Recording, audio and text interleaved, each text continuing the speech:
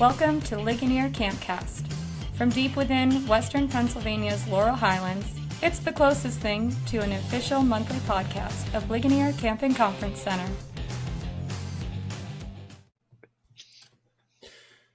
Welcome to Ligonier CampCast. I'm your faithful host, Tim Habecker, still Senior Director of Programs at Ligonier Camp and Conference Center, despite having done 5 of these now. They still haven't gotten rid of me. So this is our 6th episode of the CampCast, and we're glad that you are here joining us. And I would ask you to think about a couple things as we start this episode. This episode will be a little bit different in that this is our first attempt at multiple guests. So very exciting, very exciting. I have a small panel of parents here with me from camp. I'll introduce them in just a second.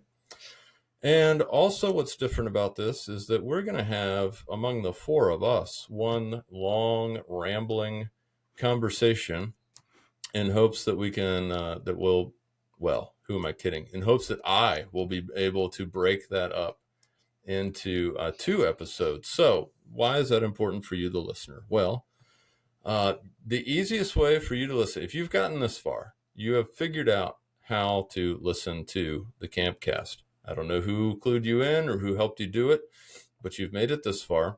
The easiest way to do that is to go to ligoniercamp.org, click on the CampCast banner on the front page of our website, and it'll take you right to a list of our most recent episodes. Our last one before this was with Peyton Blazevich, a camp counselor who was with us last summer, so you have a chance to get to know him and get to know what a camp counselor is like. If you're on Spotify, if you listen to us on Spotify, I'd encourage you to subscribe to our podcast, because then you will get a little notice when, not just for this podcast, but in March, when the second half comes out, you'll get a little notice of that. If you don't know anything about Spotify, if you don't know how to do that on Spotify, I would suggest that you consult someone under the age of 21 and you ask them how to do that. And all of my parent panel at that point are trying to stifle their laughter because they know exactly what I'm talking about. So let me introduce to you, I have joining me Nathan. Say hello, Nathan. Hey, good evening. Nathan is a camp parent, and I'll let him explain that in a little bit. Also, Nathan is from Virginia. Should mention, from Northern Virginia, which is a completely different state, is Jenny. Hi, Jenny. Hey there. And then from, now I want to be careful how I say this, from the northern suburbs of Pittsburgh, but not the North Hills. Correct, Holly? Did I do that right? Yep, perfect. Okay, great. Hi, everyone. Those of you from Pittsburgh may be aware of some little neighborhood school district rivalries around here. And while I might consider where Holly lives the North Hills of Pittsburgh, you kind of took offense to that a little bit. It's not factual. It's not factual. Okay. I'm not North Hills. All right. Well, I stand corrected. So, very good. Very good. So I'm going to start out. I'm just going to ask you guys kind of a general question here. And you all have different situations, obviously. Your kids are different ages.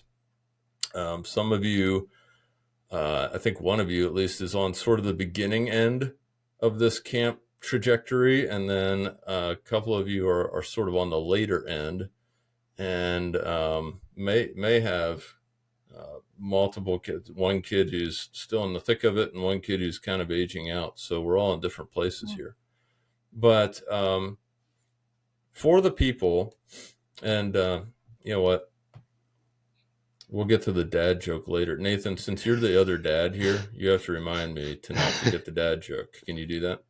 I will do my best. All right, great. So Nathan, why don't you start? How did, since I'm picking on you already, how did you decide that your son or daughter, which you have one of each, how did you decide that they were going to be campers at Ligonier that was something you guys were going to get into, that they were ready for, and you were going to dive into?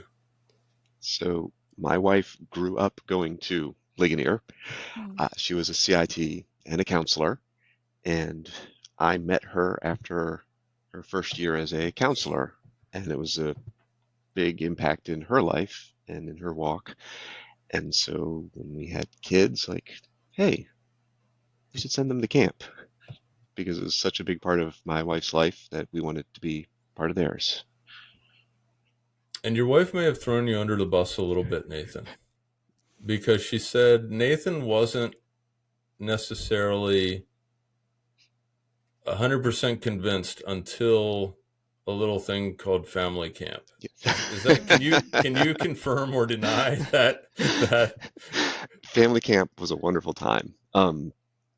As hanging out in the lodge and having a camp experience was like, hey, this is pretty good. I like this. I can get on board with this totally. How many years had was it Isaac obviously had come to camp first, and then you guys came to, or what was the progression? Do you remember? So I'm trying to remember when family camp started. We missed the first year of family camp and came the second, third, and fourth years. Okay. And then there was also the Little Leagues program. So instead of like a whole week, because when your kids are 5, 6, 7, 8, you're like, how they can do a whole week? They had the Little Leagues program, and of course, after one Little League session, they wanted a week. They didn't. None of our kids wanted two nights. No. We want the whole camp experience. And so I forget if we did family camp first, and it might have been Little Leagues in that same summer, but between those two, that's what turned everybody on to camp. Okay. Jenny, you started with Little Leagues, didn't you? No. In fact, my daughter went to a sleepaway camp through another nonprofit organization for several summers, and there was one summer she's like, "Mommy, I think I'd like to go to a Christian camp." I said, "Oh, okay." And I should preface this all by saying my husband and I never grew up going to sleepaway camps. So this was kind of a new this was a new foray for us, and but one that we were excited that we were able to give our kids that opportunity.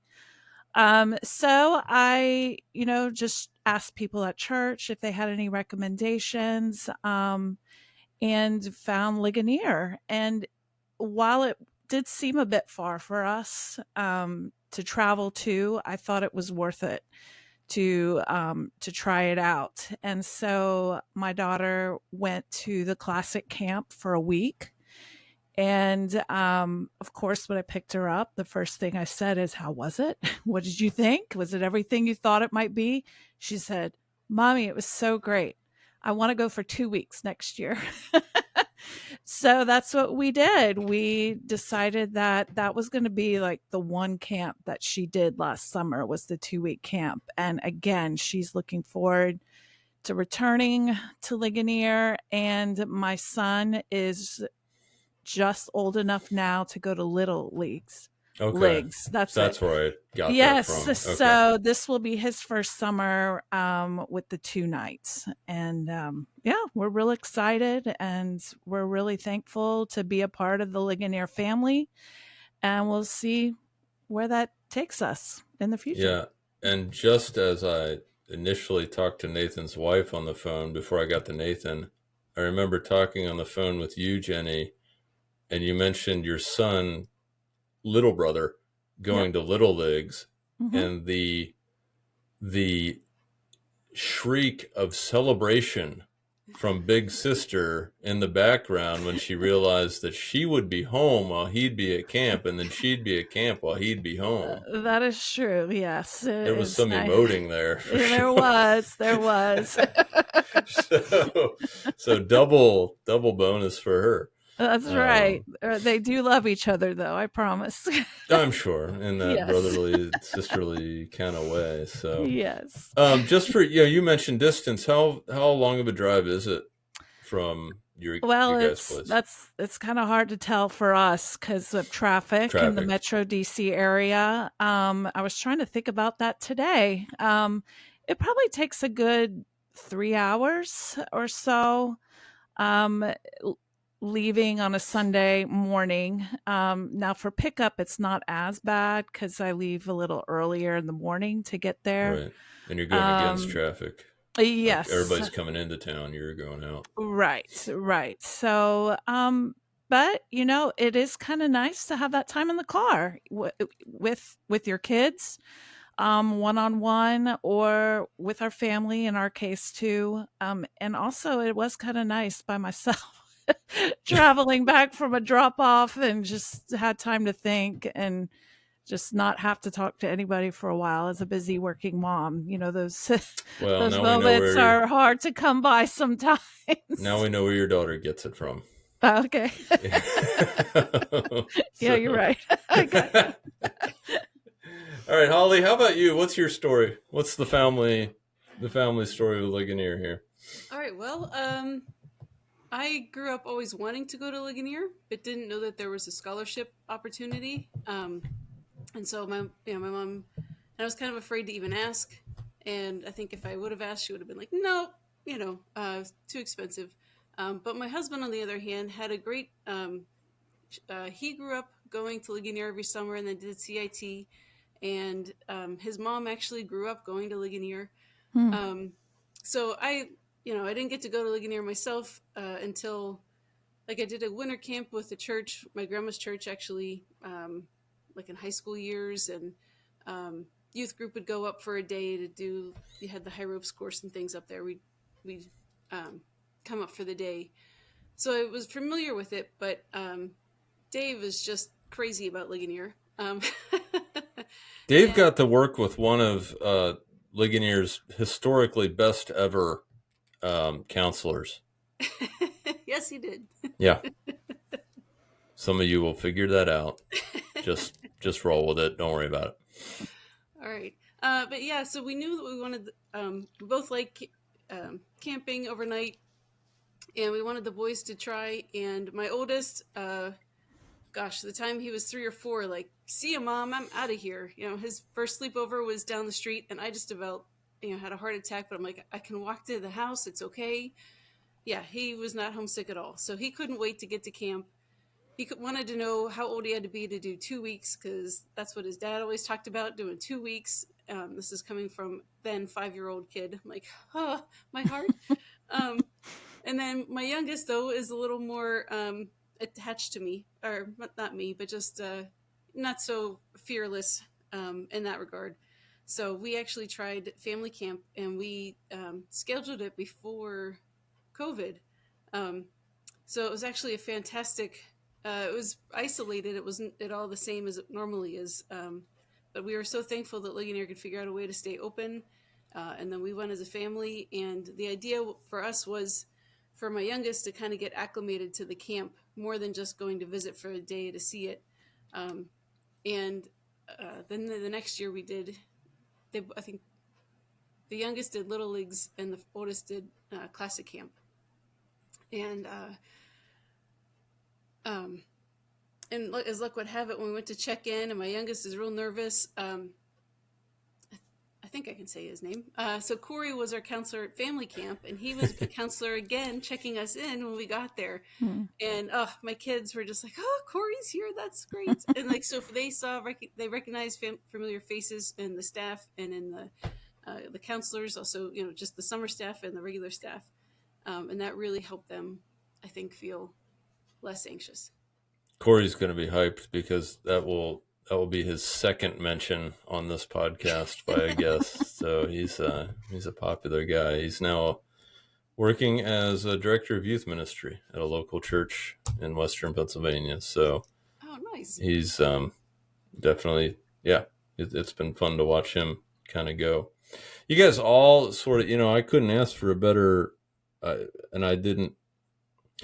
people give me way too much credit because stuff happens on this podcast. People say things and it's like, oh, you set that up. And it's like, no, I didn't. But yeah, you guys set it up really well in terms of just the different programs that happen here in the summertime. So just for sake of definition of terms, for those who may not be as familiar with Ligonier Camp, when we talk about little leagues, we're talking about 6 to 8-year-old kiddos who come to camp.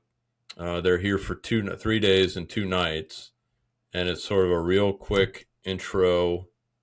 It's not a weekend, but it's like a weekend of camp to kind of get their feet wet. Obviously, they're very young. Some of them, most of them, first time away from home, things like that. So it's like, how can we sort of ease them into sleepaway camp, that idea? Classic camp, then you're talking about 8 to up to 13-year-old, generally speaking. That is what you would typically think of when you think of camp. You're staying in a rustic cabin, you're here for a week, you meet a counselor, you've got a counselor in training in the cabin with you as well.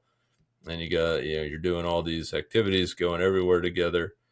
And there's one session of classic camp that is 2 weeks long, which Jenny mentioned her daughter was like immediately like, yes, sign me up for that. And I know others of you as well. And then also Next Level, which skews older, if you will, 13 to up to 17-year-olds. And it's high adventure, all the adventure activities, again, a week long. And so, but I mentioned Little League specifically and family camp because we've found that those are 2 really good entry points for kids to come into camp, and for parents, quite frankly, like who are nervous about the idea. Jenny, it's funny you mentioned the distance. I love telling the story, and people down in Fredericksburg, where I came from, probably hate the story. But, when I started working, this was back in the early thousands, so like 2000, 2001, I started working at a church in Fredericksburg, Virginia. And I bring kids up here to Ligonier to camp, and people are like, my goodness, it's so far away. Like, what if a kid gets homesick? What if something happens? I'm like, listen, trust me, like, we know what we're doing. They're good at what they do. 20 years later, when I resigned from the church and said, I'm going to work at Ligonier Camp, one of the elders rolled her eyes and she's like, well, of course you're going to Ligonier. Like, that makes perfect sense. And then she immediately said, the good news is it's not that far away. We can still go. And so, I think that speaks to kind of how the relationship grows and develops. And I hope that's your experience. But you guys kind of touched on this a little bit, but with all the different, Jenny, for instance, you said there was another organization that you went, and you mentioned that you were looking for specifically a Christian camp. There's still a lot of Christian camps out there. Was it something someone said? Do you remember, like, why Ligonier specifically? How did we win that competition? Well, that's a great question. I think distance was part of it. We had looked at some that were in North Carolina, and that was just a bit of a reach for us. And just knowing the people who recommended it, including yourself, Tim, having known you. I did. That's right. Yes. I Yeah. That. It just looked like, it was close enough. It was in the right price range, although it was a little higher than some of the other ones. But after consulting with my daughter, looking at the website, the activities that they were going to do, we thought it was going to be worth the investment and the time to get her there. And again, knowing the people who recommended it, I knew that the teaching that she would be receiving and the people who would be working with her, and even the fellow campers would be coming from a similar worldview as we hold to as a family. So there was obviously a bit of trust that I put into the leadership there, and not having ever visited there or having no context for what it was going to be like. But again, the people, I think, was what sold me on it, and just knowing the people associated with it or former campers, I was like, I like them, and I would want my daughter to be among those people.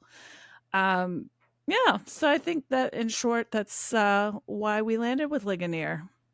Yeah. And while I'd never want to tell Nathan's son this, um, Nathan's son wound up in one of our promotional videos.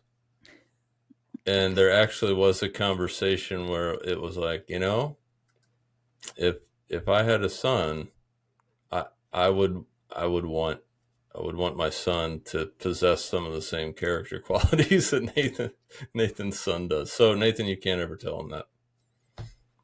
Never, ever, ever tell him that I said that. Holly, you alluded to scholarship a little bit, but yet that wasn't something that was part of your experience, right? Did I hear that correctly? Yes, right. Okay. So I'm going off script on you a little bit here, Holly, and either of the other two, you can chime in. What would you say to some? So we have a pretty significant scholarship fund here at camp. We find it harder than you might imagine to actually convince people that we want you to apply for scholarship. If that is at all a hurdle or a problem for you, like, we would like for you to apply for that. It's not something that we certainly don't like post a roster of people who do that. We don't. We feel like it's not a terribly labor intensive process or anything like that. But what would you say to someone who's like, boy, it's a lot of money? Well, I'm excited you're going off script because I didn't realize I even had this to contribute. But yeah, so it came from the situation where I would have needed a scholarship, and maybe it was a pride thing. And there's been other times in my life where things get tight, and you never know what curveballs are thrown at you, and it doesn't mean that you were irresponsible or whatever, or that you should do without. I think for this, especially for camp, so I've been to, as I said before, my husband's crazy about Ligonier, so we've been to the sponsorship dinners that they have, and they fill ballrooms full of people who are just excited about Ligonier Camp and want to support Ligonier Camp, and maybe they had been like I have been in tough times, or they've been in tough times, or they know what a great experience it is, and they don't want money to get in between the kid getting to have this great experience and the family, really being able to send your kid to this camp that loves on them and shares their love of God with them. So I can relate and understand why you might hesitate, or you might be shy about accepting help, but people are there. You can't always help out, but when you can help out and you want to, they would love for you to take them up on it. And if things change and you can pay it forward again, pay it forward again. But that's kind of been my personal motto. When you have it, you give it, and when you don't, you say thank you very much. Yeah. Because sometimes it's nicer to even I know how it feels to accept the help, and that feels amazing, but it also feels just as amazing, if not more, to be able to help somebody too. So don't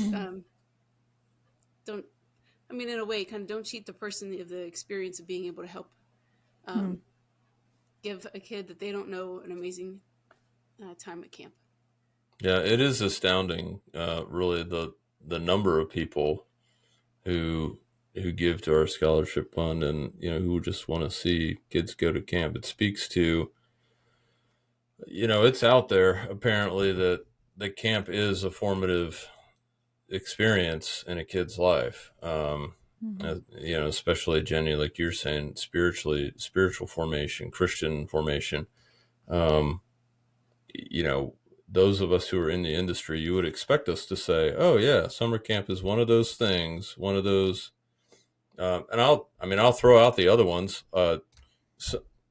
In youth ministry for years and years and years, would tell parents, if you want to have the best possible chance of believing that you did everything you could and seeing your kid continue to grow in their faith and continue to pursue their faith in Jesus beyond their high school years, camp, also mission trips, also get them to actually have genuine relationships with people in your church other than the youth pastor or other than the youth director. And so, and then, don't let money and things like that stand in the way. Don't let money or travel sports stand in the way of those things. So, hey, Nathan, how'd you feel the first time you dropped your kids off at camp?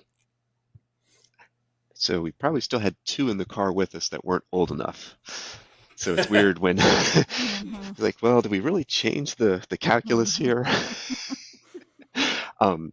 That said, I can't remember, was it Jenny or Holly said on returning, your kids recognized a counselor from previous times. That's been every year we throw a kid out of the car. Like really? they're gone.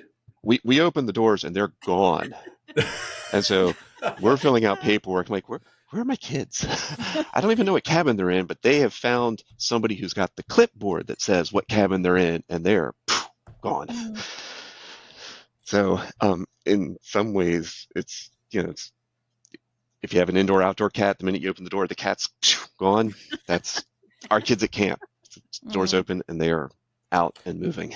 Just for the record, I want to be sure that I want to be clear that everybody knows at no time did we lose track of or not know where Nathan's kids were. It's only Nathan who didn't know where his kids were. They're gone. We're filling out paperwork. We're visiting the nurse station, whatever all the check-in procedures are. And I have no idea where they are. Maybe they're at the rec deck. Maybe they're up at the pavilion shooting hoops. I don't know. But there they went. They're gone. Yeah. How about you, Holly? Can you remember the first time? The first time I dropped them off? Yeah. Did you cry? Well, it was definitely a mixed bag of emotions because we don't have a built-in regular time without kids. So it was oh man, I miss them so much and their snuggles and everything. And I'm like, but I was excited about what was waiting for them at camp. And I was also really excited to go out to dinner with my husband on the way home. It was great. So, yeah. And was that dinner, did it meet all your expectations? Better. Okay, good. We could have eaten, anywhere. Great. Great. Eaton Park. Right. Yeah, right. He's listening and he's like, oh man, I could have really cheaped out on that date and it still would have been good. I didn't know. But, and Jenny, I like coming to you because I think your perspective's just a little bit different in the sense, these other two guys had some, sort of prior history with us, but, right. My daughter was not leaping out of the car. She was next to me. She's like, I don't know anybody here. But I do remember the first time, funny enough, we did not calculate the time very well. And I feel like we were one of the last people to check in.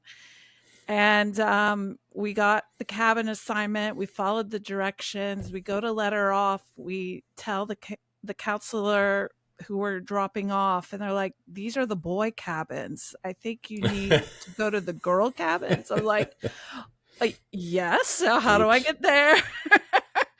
I think the thing that I was most surprised with, of course, we had no prior experience was that you literally just drop them off with the counselor, and it's the counselor that takes them to their cabin. A part of me expected to be able to go with her and get her bed set up and get everything ready and then say our goodbyes. But no, they ripped the Band-Aid right off. And I mean, even though that may sound hard, I think it's what's best for everybody, because some people may not ever leave. Yeah. So it was good that you just unload the car and you get back in and you just keep driving along. And the second time around, we knew more what to expect. But again, considering she was going to be there for 2 weeks, I was like, certainly they'll let me go in there. And nope, it was the same experience. But this time we went right to the girl cabin. So there was no confusion with the others. But yeah, she was definitely nervous. I think with any teenage girl, the biggest concern is am I going to make any friends? Are they going to like me? And I felt like she probably did experience some homesickness, and much of that was expressed even on the way there before we even dropped her off. She's just very nervous, and I was too, but I have to, put on a good face and be encouraging. But the second that you walk into the main room to check in, everyone's just so delightful. And, you just look around. I'm like, Abby, you are not the only one who's feeling this way. Right. Everyone is feeling what you're feeling, and I think that's comforting to them. It's comforting to me too, that there are other parents too that are just a little sad to see their chick leave the nest, but that's too part of growing up, and wanting to see your kids grow and become their own person. And I think this camp experience has been a major role in that. We're not quite to empty nest stage, but we're inching closer to it with every year. That's kind of been our experience with the drop off. At the risk of sounding a little defensive, I'm going to throw the COVID is the reason that drop off is the way it Really? is. Yeah, Okay. yeah. And Nathan and Holly, I don't know if you guys might remember, prior to COVID, everybody, you didn't have an assigned check-in time. So now we break everybody up, and you come within like a 20-minute window, and you go into of course, we didn't have the Joshua House either before COVID. It's So all you the would, pavilion. yeah, you would. So there'd literally be this crowd of people would descend upon the pavilion. An hour before check-in started, people were there. Yeah, much to our chagrin.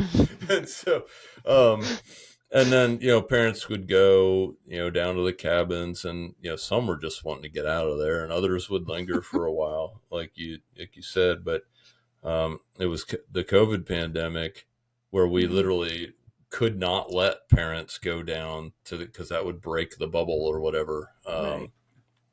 And then when we came out of COVID, we kept the check-in times. We kept, sort of the routine, because we're like, wow, this actually works really well. Like we really don't have lines anymore. Now, people who never experienced the old days would dispute that, but compared to what it was, check-in is a very steady, even flow process. And I'm glad we're doing video, because Nathan is shaking his head yes, vigorously affirming what I'm saying. So it definitely changed quite a bit. So, but then I was a lingerer, but talking to other parents or staff, right? Like, the kids, right?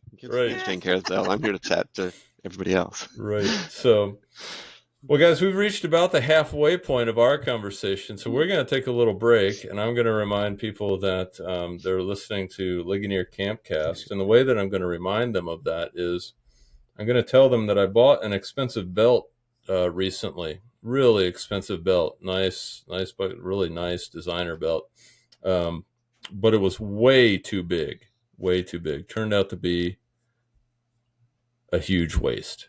So that is our dad joke for this half of the, thank you everyone. I give credit to that one to our guest services coordinator, Michelle Jenks. Check us out at ligoniercamp.org. Listen to the podcast there. Find us on Spotify, subscribe, all that good stuff. And for us, we'll take a 5-minute break. For the rest of you listening, we'll see you in a month. Ligonier Camp and Conference Center exists to provide people with reflective and recreational opportunities that will build faith in Christ, self-esteem, and supportive relationships. To learn more about our summer camp programs, guest groups, events, and much more, please visit ligoniercamp.org. Thanks for listening to the Ligonier CampCast.